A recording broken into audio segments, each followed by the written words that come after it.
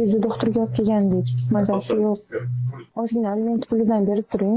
Menga vashi telefon qilma, senga pul yo'q, короче.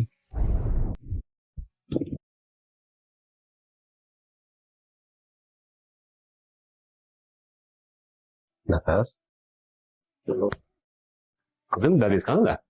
Dadam bizni yomon ko'radi.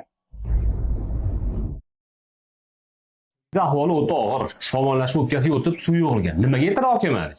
Hoziroq yotib lichini olishing kerak. Doktor hozir davolanishga Bolani bu ahvolda davolanishi uchun katta pul kerak emas. Men hozir sizga lichin yozib beraman unda. Uyingizda nazorat ostida lichin olasiz. Undan keyin qanaqa muammo bo'lsa olib keting, qo'limdan kelgan yordam berib, bepulga davolayveraman. Ha, sig'ing balandku qizim. Hozir. O'g'lim singlimga qarab tur, hozir men dori topib chiqay.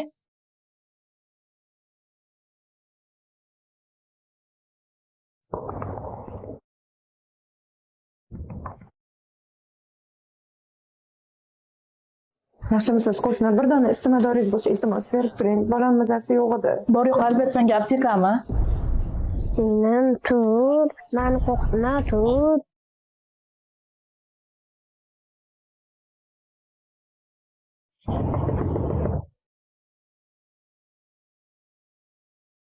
Aka, qizimiz balandida doringiz bo'lsa berib turing. Doriga pulimiz yo'q edi.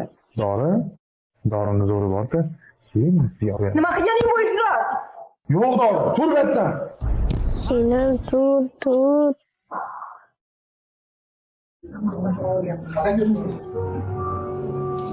Alo. 3 kundan beri tuzuk quruq narsa ham yegani yo'q. O'zingizni farzandingizga ozgina rahmingiz kelsa-chi. Hech bo'lmasa aliment pulini tashlab bering. Bahona qilma, yo'q, hech qanaqa pul yo'q senga. Vashi telefon qilma menga.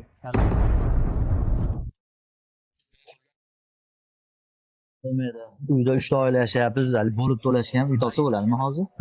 To'lash olsam bo'ladi. O'zimizda Repar kompaniyasidan yangi qurilgan domlarni 2 oygacha bo'lib to'lashga berishyapti. Ana shundan ol. O'zim olib beraman bitta uy ehsonga. Alimentini to'lab ol, keyin boshqalarga ehson qilasan.